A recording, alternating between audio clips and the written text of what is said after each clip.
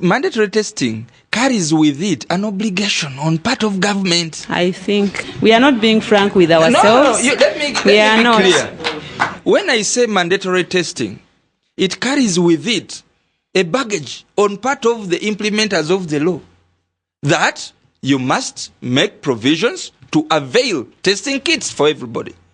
That is hidden in situ. It is there. And it bites. Okay, Dr. Lulume, let's take another question. Yes, sir. Your name, question, or comment. My name is Okaya Jasper. I am quite concerned about families.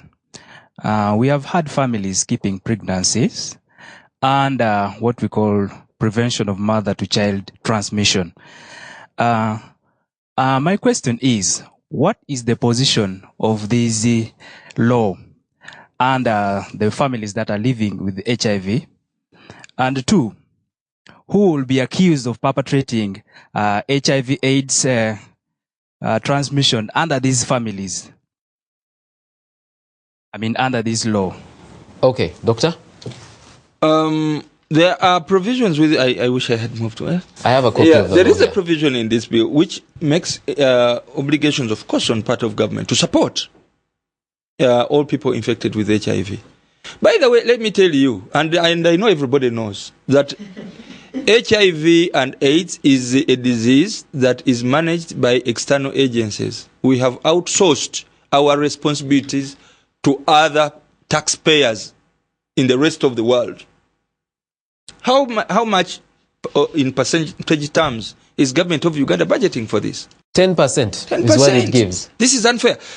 I visited the Parliament of India. They were like us. They started innovative ways of ensuring that they contain this disease by themselves. And they sponsor and they ensure that they spend at least 85% on their own. Look, Parliament has just passed the anti-homosexuality bill, and how many agencies are withdrawing. Look at how many people are put on treatment, and they have to undertake strict adherence to that treatment. And if at all they withdraw, they are going to break their treatment. So government must be ready for all these shocks, because we know that the funding of HIV and AIDS to be dependent on external agencies cannot be sustainable. We must do it ourselves. Okay, then. Okay, Flavia has got something to supplement. Just supplement very quickly before we take a break. We do understand and appreciate questions differently. The question he's putting up is, who will be punished for HIV transmission in the family? Yeah, that was the second thing that he asked you. And that question is that definitely it poses a threat to the woman. Because as a woman, I go to the hospital regularly. And therefore, I'm tested when I'm pregnant, and I'll find out fast. Even when I'm not pregnant, today, if you take a child who is below 2 years, they test you, the mother, and the child. And consequently, you are the first one to know. And many times, because women are the poorest of the poor, dependent on the other for survival, it's very difficult to disclose. And therefore, if you disclosed and you are sure you have no one to support you, we have seen a number of women thrown out of their homes with their children. In fact, when you disclose, the children ceases to belong to that family. We have quite a few people who are accepting that the woman is positive and therefore they will support. But a majority of women, we have seen them murdered. We have seen them assaulted. We have seen them maimed just because they have disclosed their HIV status to their partners or to their families. And you know the ostracism that happens to the woman in the family. Everything bad is the woman. And therefore, if we are going to do forced disclosure or partner notification that the doctor, Lulume, is going to tell my husband without my consent, chances are, after he has gone, we will fight actually. Very many have happened.